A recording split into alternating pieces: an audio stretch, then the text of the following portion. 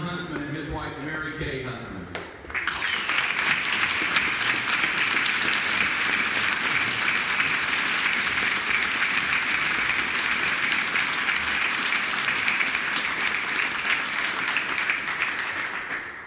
What an honor and privilege to be here with all of you.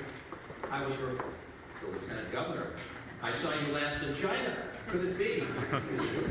It's a pleasure to see you again. Thank you for taking the time to be here. And to members of the legislature who are here, friends from the party, those who are activists and organizers and interested in 2012, I'm glad that you're here. First and foremost, let me just tell you that if you don't like what I'm going to say, or after I say what I'm going to say, you still don't like me, I want you to meet my wife. Standing right over here, Mary Kay. We were just talking about one of the last times we were here in Indianapolis. In business, I used to come visit the Eli Lilly Company as a customer, a very good customer. But that was on business. But Mary Kay and I came through here. It would have been in 1983. I had just left work as an advance man for President Reagan. And Mary Kay was working something else in Washington. And we drove through here en route to Utah, where we live in Ohio. And we have very fond memories of this place. But the point is, if you don't like me, you're going to like her. And if you don't like her, you're crazy. But if you don't like her, we have 7 kids. And the way that we're approaching this, I mean, mathematically, you just got to put it together. We're going to conquer New Hampshire. We're going to conquer South Carolina, where we were this morning, too. I believe that the next president of the United States is going to have serious executive experience as a governor. Not just as a governor, but someone who actually has done some important things as governor. And I look back on what we did as governor. We took a great state and we made it number 1. Historic tax cuts in the state of Utah. We created essentially a flat tax. I love what your governor does here. We were elected the same year. We've both done a lot of innovative things in our states. But we took the state of Utah to number 1 in terms of job creation in this country. We took that state to number 1 in terms of the best managed state in America. We took that state to the fastest growing state in America. Why? Because through tax reform, and through regulatory reform, and through health care reform without a mandate based on free market principles, people migrated into our state because we had 2.4% unemployment. And I learned an important lesson as a governor. People want jobs in this country. It is about the most important thing individuals and families can have. Because if you believe in life, liberty, and the pursuit of happiness, you can't have the pursuit of happiness part unless you have jobs. And right now, this country is in a very, very painful place because of our jobs problem. Number 3, we live in a complex, confusing world out there, folks. And I believe the next president of the United States is going to know something about the world, will have to know something about the world. I've lived overseas 4 times, starting in the late 1970s, all in Asia. The last 2 years in China, I've been an ambassador to my country 3 times. And all I can tell you is I've lived in the countries that I would consider to be our nation's primary economic competition. I've seen what they're doing to prepare for the 21st century, folks. We've got some work to do in the United States of America, economically and educationally, and we've got to get on the ball. But part of understanding this world in which we live, we are 25% of the world's GDP as a country, we cannot forget that, is going to be the steps that we take to ensure our 21st century competitiveness as a nation. Let me just leave you with a couple of thoughts about why I am running for president of the United States, and I don't want anybody to walk out of this room without understanding why this crazy Huntsman guy is running for president of the United States. And as you walk out, by the way, I want you all to sign on to that sheet of paper that says you're going to support our cause. That would make me very, very happy. But more than me, it would make Mary Kay very, very happy. I am running for president of the United States, first and foremost, because I love this country, and I know you do, or you wouldn't be here. But I'm running for president of the United States because I think it is unacceptable that we are passing down the greatest nation that ever was, the United States of America, to the next generation. For the first time in history, less good, less productive, less competitive than the country we got. I was born in 1960. We exported $3 for every $2 we imported. We controlled 36% of the world's GDP. We controlled science. We controlled technology. It seemed that all the Nobel Prize winners came from the United States of America. 25% of our GDP was derived from our manufacturing base. It's 10% today. And now I look at where we're heading down to my kids and your grandkids, and I say it's unacceptable. I say if that fact alone doesn't get everybody excited about working toward change in 2012, then nothing will. I worked for Ronald Reagan, as I mentioned before. He talked about the shining city on a hill, the old John Winthrop analogy of the United States. It was an optimistic America. It was a can-do America. It was a blue sky America. And I believe that this world actually functions better with a strong United States that has that bold light that projects liberty and democracy and freedom and human rights and open markets. That light that President Reagan talked about is dimmed. And we've got to figure out, ladies and gentlemen, how to get it refired again. That's our job. We've got to refire that light that projects goodness not only to our own people, but people all over this world. And I believe that three things are going to be important in terms of getting us to where we need to be. Number one, we have a cancer growing in this country, metastasizing in this country. It's called debt. We've got to excise it, we've got to radiate it, we've got to cut it out. I think it is immoral that we are handing down to the next generation a country that is saddled with debt, and we need to make it unconstitutional as well. This country desperately needs a balanced budget amendment. You know, I had one as governor, and it was a perfect safeguard to ensure that you don't run up the spending. It was law of the land. And I think it is the will of the people of the United States to get a balanced budget amendment, because it is important enough in today's world that we begin focusing on balanced budgets that are presented to Congress now like never before. And it's also going to mean that as we look at the numbers, and a $14.5 trillion in debt, which is going up dramatically in the next few years, we've got to be brave enough, folks, to put everything on the table to be looked at and analyzed. I like the Ryan Plan. I don't know if any of you have seen the Ryan Plan, but it takes a very aggressive, hard-hitting approach to getting us from 23% of our GDP that is spending to a more manageable and sustainable 19%. I like what it says. I think it about takes the right approach. But we can't afford to say Medicare comes off the table. We can't afford to say the Defense Department comes off the table and it's a sacred cow. This country has hit the wall, folks. We can't afford, we don't have the luxury anymore to say that we're going to spare certain spending programs. Those days are gone. But let me tell you, beyond spending and debt, in order to reignite that light that Ronald Reagan talked about, we've got to grow.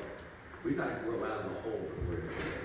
We've got to make things in this country again. We don't make things in America anymore.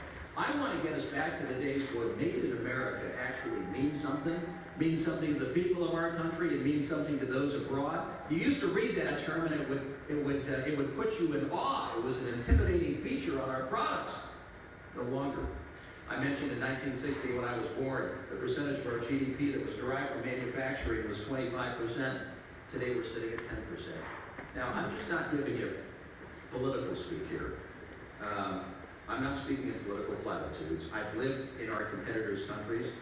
I know that the years ahead can be years that we remake this economy and we make it function again. But here's what we're going to have to do in order to make that happen. Number one, we cannot maintain the second highest business tax in the developed world and expect to attract brain power and capital with which we can create jobs. That just is not going to happen. Those days are gone. We've got to fix our tax record. And some of you might say, well, I don't agree 100% with everything you've done.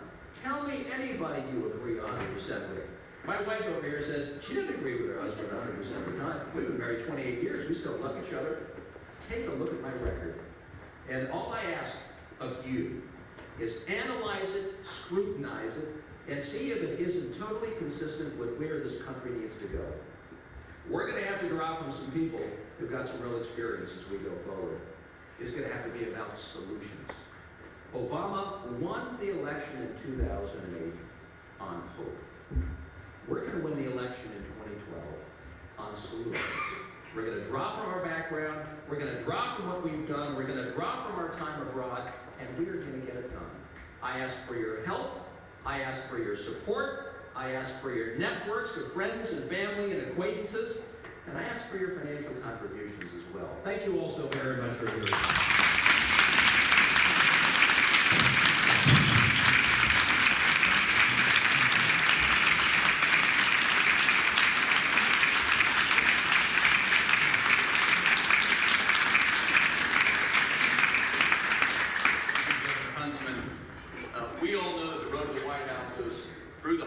straight through Indiana.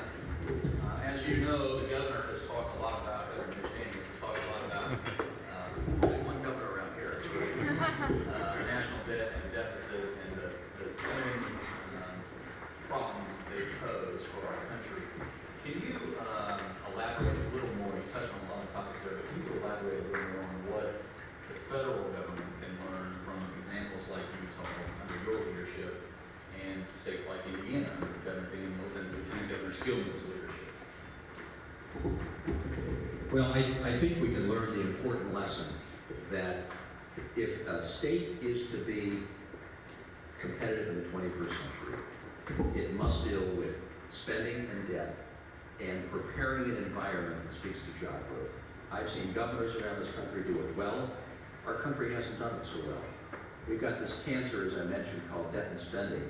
And until we figure out how to deal with entitlements, and we can talk in detail about entitlement reform, and by that I mean Medicare and Social Security specifically, block granting Medicaid to the states, which every governor would love to see done. Just give us the money and let us figure out where our vulnerable populations reside. Let us figure out what the percent of poverty level is that we need to address, and then we'll rise and fall based upon the results of that. I think it would be a very, very good thing. So we've got to attack the underlying causes of the run-up in spending in order to be competitive. But I keep coming back to 21st century competitiveness because I have lived 10,000 miles away as recently as the last 2 years. And I know what some countries of this world are doing to prepare for the 21st century. And they are so unlike what we think them to be back in the old days. They have reformed their economies. They have reformed their trade routes and patterns with the rest of the world. They have opened up markets, although too slow for a lot of people. They have improved their educational system. They have come up the ladder in terms of the standard of living. And I say, we are the preeminent country of the world. We are the country, the only country left in this entire world that exudes, that shines, that projects that goodness that speaks to the human condition. You know what I mean? Human rights, freedom, democracy, open markets. Nobody else does it like the United States. And I say, you know, it all starts with how well we deal with debt and spending. Because if our ultimate goal, which it needs to be, by the way, folks, we've got to maintain or gain a 21st century competitive posture as a nation. And I think by doing that, we can take the examples set by states that have done it right. They balance their books. They cut where they need to cut. They reform their spending programs within their states. Why? Because they have to. They have no choice. They have balanced budget amendments. But I also think that in this system of ours, based on the 10th Amendment, I think the federal government ought to be taking more lessons from the states in terms of how you go about problem solving. For example, I believe that our answers to education reform are at the local level. They're not in the Department of Education. You know, no political bromide here, but let me just say I'm still trying to find the value of the U.S. Department of Education. I want our schools to be the very best. I've had the ultimate clinical trials program with 7 kids who, you know, we've raised in our home, and we're still raising 2 little girls, who have gone through the educational systems, you know, different schools, public, private, we've seen it all. And we're going to find our solutions at the local levels.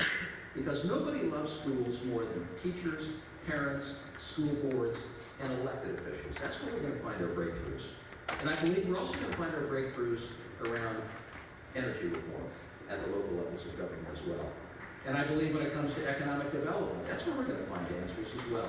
So the message to Washington, loud and clear, should be follow the states. The states are creating some very, very excellent examples of where this country can shine, what we can be when we get our house in order, because we've got to get this country, this nation's house in order. And I believe the states can lead the way. Thank you. I think you're speaking to the baritone section of the choir here with those suggestions. You could probably speak to this next question better than anyone on the face of the planet. China is now our #1 banker. What impact or effect do you see that relationship having on our foreign and economic policy today and tomorrow? You know, when people approach me, as they often do, and they say, gee, you know, Huntsman, isn't it a really bad and dangerous thing that China owns $950 billion or $1 trillion in debt? treasuries, plus maybe $200 or $300 billion in additional off-balance sheet investments. And I say, who do you think dug the hole to begin with? Well, the Chinese. We dug the hole. Somebody's going to buy our debt. And if you look at the Japanese, last year during one reporting period, they actually held more of our debt than the Chinese did.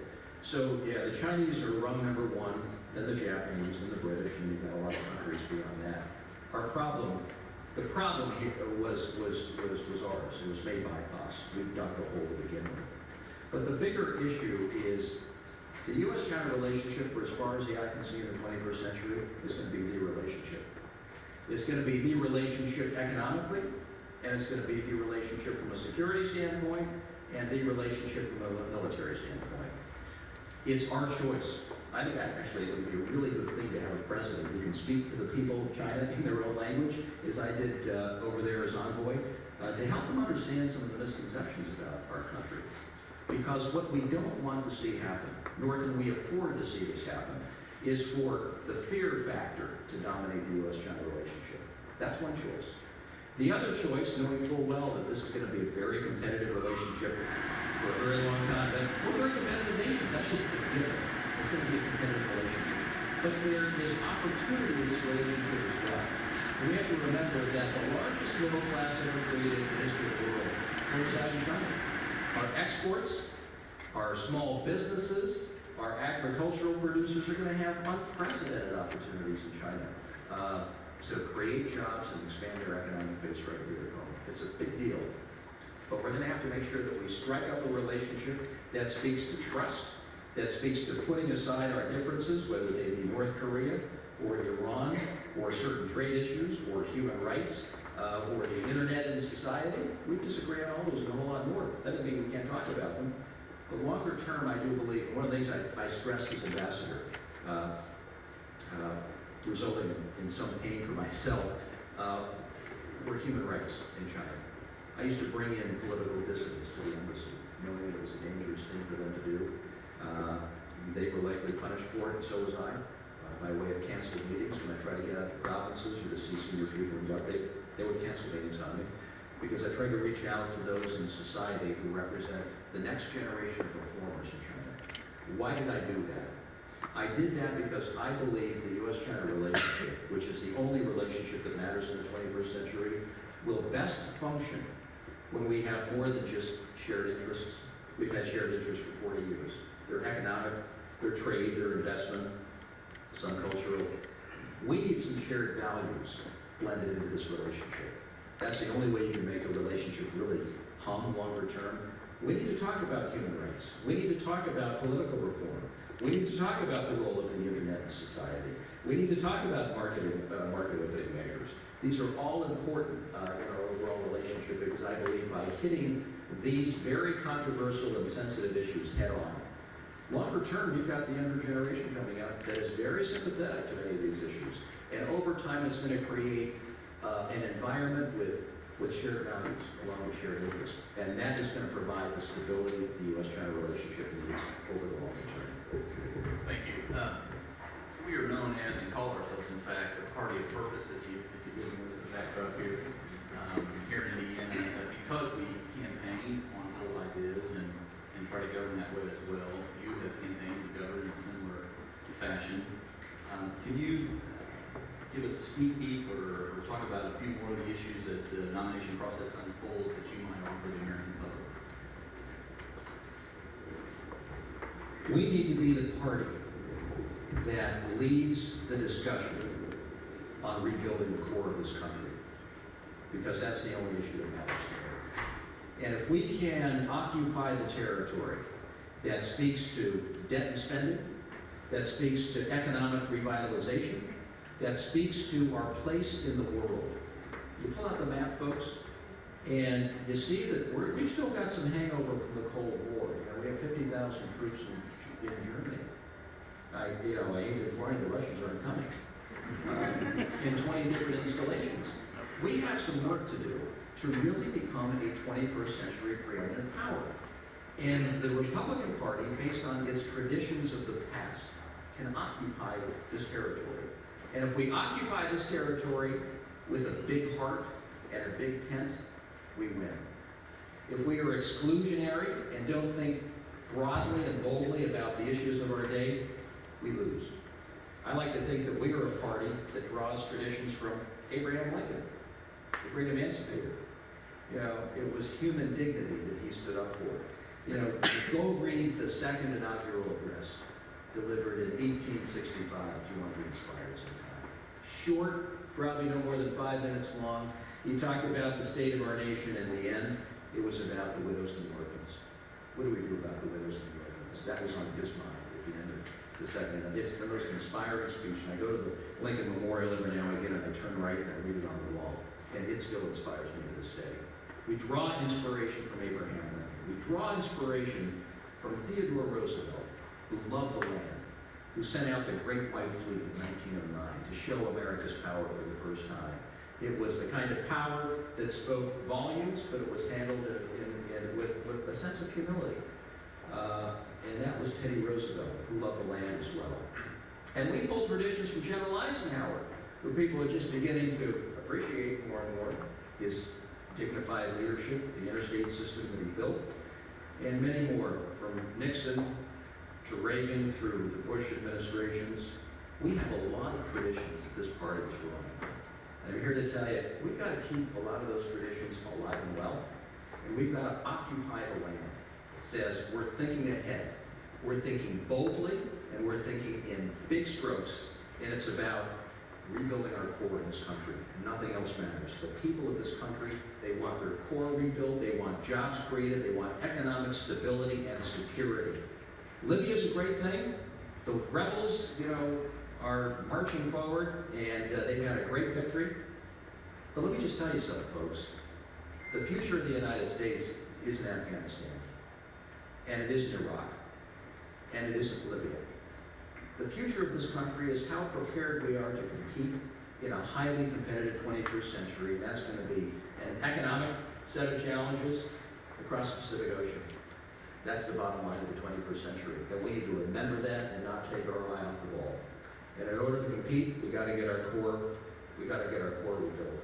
And the American or the Republican Party, based upon our tradition of free markets, entrepreneurship, up by the bootstraps, free trade, big, bold foreign policy, confident foreign policy in an asymmetric world, which today is, as opposed to the world we left behind after the Cold War. That's going to win elections for a long time. We just have to keep our eye focused on where we are in this historic cycle. Thank you so much, Governor, and Mrs. Huntsman, again, for being here tonight. I know you want to experience one-on-one some of our famous Hoosier hospitality. So with that, thank you all for being here tonight. Thank you.